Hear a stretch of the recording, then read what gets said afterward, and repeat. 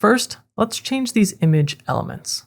When we click on the image, we'll see our 3 familiar settings tabs. Under Content, if we hover over this image, we can click Choose Image. That will bring us to our media library. From here, we could choose one of these images that's included in our template. These images have been used on our site already. If we click Search Images, these are copyright-free images that we could use. Or we can go back to Upload, and we could upload our own. I'll select a file, and I'll upload it to bring it into my media library. Then I'll click Select and add it to my site.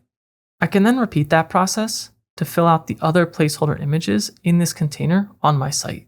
If we click on one of our newly uploaded images, we can go to the Style tab up here, and we can make changes to how these look. I can change the size with the width and height adjustments. I might make this 90% here. We can add some rounder borders. I think 10 looks good. And we can enable a subtle box shadow like we did with our button. You can adjust the sliders or enter values directly. After experimenting, I think something like this looks good. And because I want these images to appear consistent within this container, I'll take some time to make the same set of changes to these other 2 images.